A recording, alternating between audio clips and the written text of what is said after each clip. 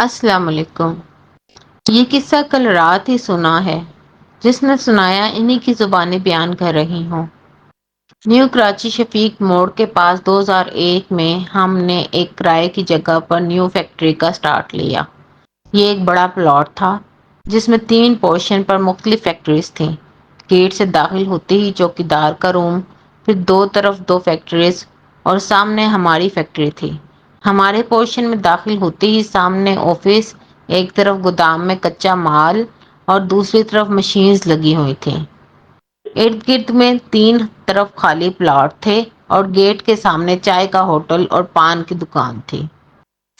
ہمارا نیا نیا کام تھا تو اکثر وہیں سیمپلنگ وغیرہ بناتے تھے اور اکثر دیر تک رات وہیں بیٹھے رہتے۔ کھانا، چائے، سگریٹ کے دور بھی چلتے تھے۔ ایک رات قریب 10 سوا 10 بجے لڑکے کو کھانا اور چائے سگریٹ لانے کے لیے بھیجا ہوا تھا کہ اچانک بارش ہو گئی۔ تھوڑی دیر بعد کھانا آ گیا تو سب مل کر کھانا کھانے لگے۔ اس دوران باتوں باتوں میں لڑکے نے کہا کہ ہماری فیکٹری کی چھت پر شاید چوکیدار کی بیوی یا بیٹی بارش میں لال جوڑا پہنے اکیلی نہا رہی ہے۔ ہم نے اس کو کہا زیادہ مت دیکھنا، یہ پٹھان اپنی عورتوں کے معاملے میں کافی سخت ہوتے ہیں، کچھ غلط سمجھ لیا تو تجھے مار مار کے وہیں کسی خالی پلاٹ میں دفنا دیں گے۔ کھانے وغیرہ سے فارغ ہوئے تو بارش بھی رک گئی۔ ہم سب اپنے گھروں کے لیے نکلنے لگے۔ گیٹ سے گاڑی نکلنے لگی تو دانستہ نظر وہیں چھت کی طرف گئی۔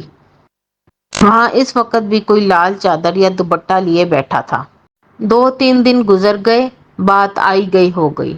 پھر اچانک ایک بار پھر دن کے وقت تیز بارش شروع ہو گئی۔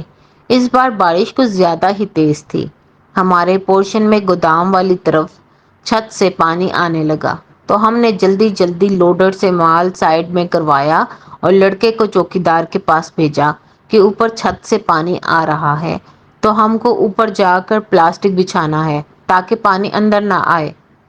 مگر وہ لڑکا واپس آ کر کہنے لگا کہ چوکیدار تو کہہ رہا ہے کہ اوپر جانے کا کوئی راستہ نہیں، آپ خود کسی سیڑھی کا بندوبست کر لیں۔ ہم کو فوراً وہ چھت پر بیٹھی عورت یاد آ گئی تو میں خود چوکیدار کے پاس گیا اور اس سے کہا کہ جہاں آپ کی فیملی رہتی ہے ہم اس طرف سے چلے جاتے ہیں۔ چوکیدار حیران پریشان کہنے لگا ہماری فیملی تو گاؤں میں رہتی ہے، چھت پر تو کوئی نہیں رہتا، نہ ہی کوئی راستہ ہے، تو عورت کہاں سے آ گئی؟ چوکیدار نے جب بتایا کہ چھت پر جانے کا کوئی راستہ نہیں اور کوئی رہتا بھی نہیں تو یہ سن کر ہم تو بہت خوفزدہ ہوئے، مگر بارش کا پانی چھت سے آ رہا تھا، اس کو روکنا بھی تو تھا۔ تو برابر پورشن والوں سے سیڑھی لے کر لڑکوں کو بھیجا کہ چھت پر خیال سے جا کر پلاسٹک شیٹ بچھاؤ۔ وہ اوپر گئے اور واپس آ کر بتایا کہ چھت پر کچھ کچرا وغیرہ پڑا ہے جس سے پانی جمع ہو کر نیچے فیکٹری میں آ رہا ہے۔ وہ دن تو خیریت سے گزر گیا۔ مگر جس عورت کو لال لباس میں دیکھا تھا اس نے دوسرے دن صبح ہی اپنا اثر دکھانا شروع کر دیا۔ ہوا یوں کہ لوڈر صبح باتھ روم میں گیا تو اس نے باتھ روم میں چیخنا شروع کر دیا۔ ہم سب وہاں گئے تو دروازہ اندر سے بند کر کے وہ زور زور سے چیخ رہا تھا کہ وہ عورت باتھ روم کے باہر کھڑی سے غور سے دیکھ رہی ہے۔ ہم نے اسے بتایا کہ کوئی نہیں ہے، تم باہر آ جاؤ۔ اس نے باہر آ کر بتایا کہ دروازہ بند ہونے کے باوجود اسے محسوس ہوا، بلکہ اسے نظر آیا کہ وہ عورت اسے دیکھ رہی ہے۔ اس کا پورا جسم سن ہو گیا تھا، وہ ہل بھی نہیں پا رہا تھا۔ پھر شام کو پھر کسی کو محسوس ہوا جیسے اسے سرد ہوا چھو کر گزری ہو۔ میں مشین کے پاس کھڑا تھا، مجھے صاف نظر آیا کہ وہ عورت میرے پیچھے کھڑی ہے اور مجھے جھڑجھڑی سی آ گئی۔ جیسے تیسے وہ دن گزرا تو اگلے دن معاملہ زیادہ خطرناک ہو گیا۔ ایک اور لوڈر گودام میں گیا تو اس نے کسی کو اپنے اوپر چھلانگ لگاتے دیکھا۔ وہ ڈر کے پیچھے ہوا تو لوڈنگ کی ٹرالی سے ٹکرا کر اپنا سر پھاڑ بیٹھا۔ اسے کلینک سمجھا کر بھیجا کہ کچھ الٹی بات نہ کرے ورنہ لوگ مذاق اڑائیں گے، اور پھر گھر چلا جائے۔ اب معاملہ زیادہ خراب تھا تو ہم نے بھی فیکٹری بند کی اور جس بروکر سے یہ جگہ لی تھی اس کے آفس پہنچ گئے۔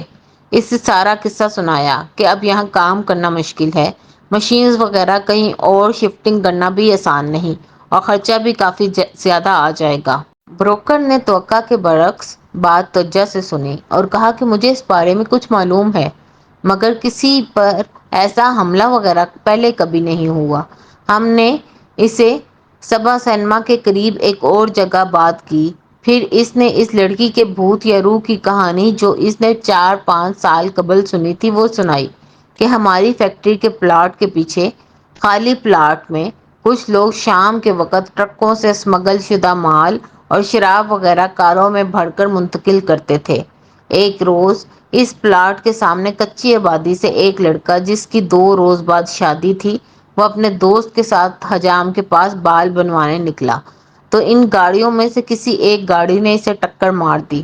لڑکا اور اس کا دوست ان سے الجھ پڑے تو خالی پلاٹ میں جہاں ٹرک کھڑے تھے ان لوگوں نے ان کو پکڑ کر خالی پلاٹ میں لے جا کر تشدد کیا، جس سے دونوں ہلاک ہو گئے اور ان کو وہیں چھوڑ کر یہ بھاگ گئے۔ لڑکوں کے گھر والوں 2 دن تک انہیں ڈھونڈتے رہے اور پھر ان کی لاشیں وہاں سے ملی۔ یہ خبر سن کر دلہن کا بھی ہارٹ فیل ہو گیا۔ کہتے ہیں کہ یہ وہی لڑکی ہے جو ان تینوں پلاٹ کے اطراف میں اپنے دلہے کے قاتلوں کو ڈھونڈتی پھرتی ہے۔ ہم نے وہ جگہ چھوڑ دی اور پھر کبھی مڑ کر اس روڈ کی طرف بھی نہیں گئے۔